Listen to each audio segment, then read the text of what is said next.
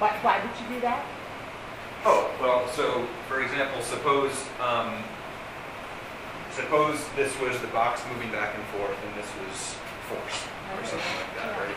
Well, at first you might think, well, box moving is a box moving, and force is, I don't know what force is. But as you move the box back and forth, you see the force changing, and the force changing relates to how the box is moving. And after a while, you start thinking, oh, force is this thing that causes moving of the box. And so you might stop thinking specifically about the box separately. Okay. It's also sort of dynamic in nature. Like the first one you could think of as being like a starting point, and then as you play with the sim, as you make connections, then the complexity is actually reduced for that person. Right. A better example would actually be the acid-base sim, where this could be like the number of blue dots. So I understand philosophically, I understand what it is. I just don't know why. So If you're designing a simulation that's meant to assist students in linking representations, you would merge them in the design features or the design framework. So the sim stays just how it is, with the representation separated. This is a cognitive process that we're describing. That top one is a representational framework, and the bottom one is a conceptual framework of the things in the. Yeah. Okay. Yeah, no one's just observing that this can happen. Yeah, this can happen. Okay, Yeah, this can happen. And you can design the sim so that this is more likely to happen. It can actually happen in the process. In the process of interacting with the simulation. I'm just saying those two representations aren't the same that you have up there. I agree. Right. Okay. And what we're getting hung up on partly is this question I asked, which is what's happening to the simulation and what's happening to the person viewing it and using it. And Pat started talking about this in his thesis work. Can you use one representation to support the development of another? Yes. So, I'm just. Or you did maybe in your thesis. Blended. we all would. Right. You blended the two. Blend the two, the grad students. Something useful. So one way of modeling this, I've talked a lot about this analogical scaffolding blending model. Maybe not all of you have heard about it, but essentially I represent ideas as triangles, and you put the sign or the representation of the thing up here, the thing that it's supposed to refer to or the reference is over here, and the schema, or like you could call it a mental model or interpretant, or how you associate the representation with the thing it's representing down here. And those three things make a coordinated object that allows you to reason about some idea. So you can have one of those. Say you have these two representations. Stop getting in the way of the camera. And they both stand for the same reference. Now, initially you might not know that. Like they could both stand for concentration. The student might not initially know that, or they might not see these both as referring to concentration in the same way. So there would be two different schemas, but what can happen in the process of playing around with the simulation is that you can dynamically blend these ideas together so that now this readout, which is abstract, suppose this schema was like concentration is the number of things in the beaker. And over here, concentration is the height of this bar. Does that make sense? Here, now you have height of bar, and this would be something like height of bar is the number of things in the beaker. And so when you blend these two things together, now you can use this more abstract, but I would say also maybe more expert-like representation to think about the concrete idea. So this is kind of positing the cognitive mechanism behind going from seeing all these things as separate in terms of cause and effect to seeing readout 1 and 2 as actually the same in terms of cause and effect. And there's another piece to this puzzle, which is that simulations have both dynamic representations, which really feed into cause-effect relationships. You change a cause and it makes something change. But there are also a lot of static representations. So in the acid-base sim, if you move a slider, the graph and the number of particles change, but then there's all these other things in there, like the little labels on the graphs. They're static and they don't change. So you might say, well, what's the point of having those there at all if they don't tell you about a cause-effect relationship? Well, it's because you can blend those in also to make more sense of what the dynamic representations are telling you. Now, why is this?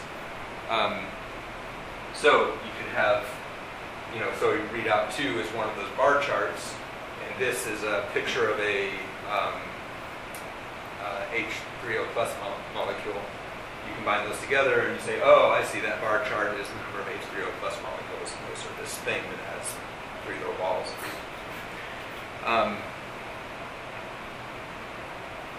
So this is why studying complexity gets really complicated. Is because as you go through a simulation and try to draw a matrix like this and say, okay, here's all the controls, here's all the things that those controls change, it's not altogether clear how a student is viewing the complexity of that simulation. So a lot of the complexity research that I've been looking at talks about objective complexity, subjective complexity. They also talk about objective complexity of the task itself. So objective complexity could be like the complexity of the tool, or you could get this measure of the complexity of the sim itself. Like, all you do is you go through, you count the number of controls, you count the number of effects, and you add them all up. But there's also the topic, the underlying idea. How complex is the concept that you're trying to understand? How many different links between pieces of knowledge are you trying to get at? And what you could do, and now this is the point where I'm speculating about where this research can go, is you could say, well, suppose we map between, say, a map of knowledge elements and the controls and readouts in the sim, and say those need to be like a one-to-one mapping in order for students to learn all the pieces that they need to know about some underlying concept. I don't know, but figuring out the complexity of the topic itself is tricky. Prior knowledge comes in. So, for example, what Kelly said about TAs looking at the acid-base sim compared to students looking at the acid-base sim, the more prior knowledge you have about something, the less complex it can tend to look. The airplane cockpit is another example of that. So there's actually a dynamic complexity, not just for a student that comes in knowing very little about the topic and then learning as they use the sim, but there's also dynamics to the individual and how they view the tool. There's the task itself.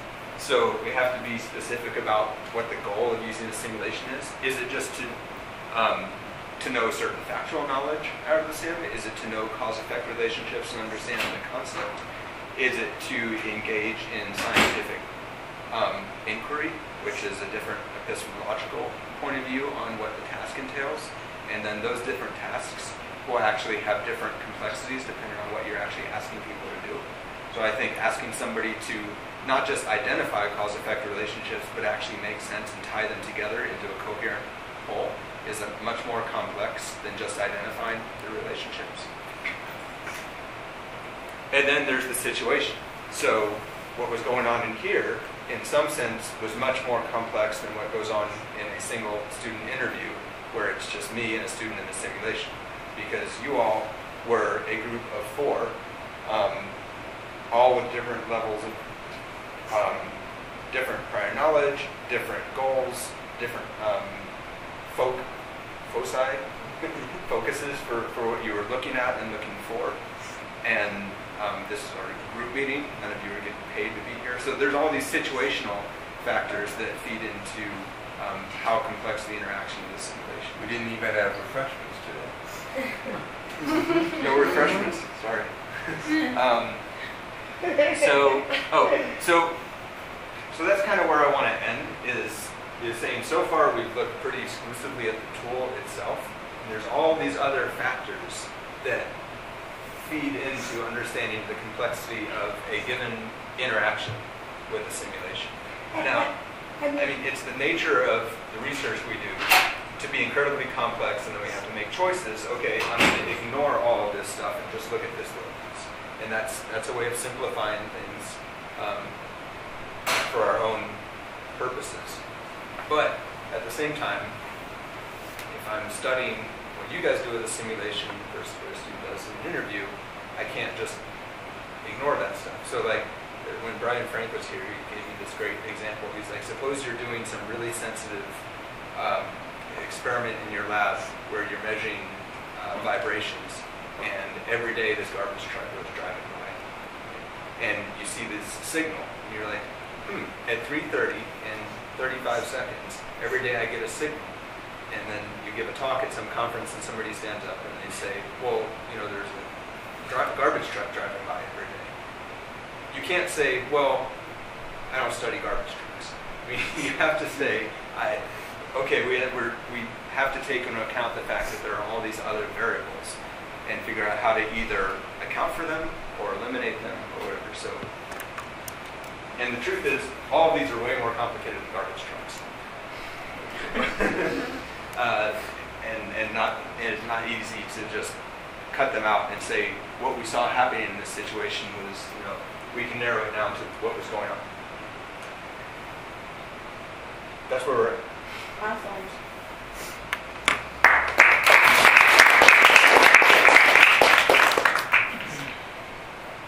There's also the issue of objective versus subjective complexity and maybe something else.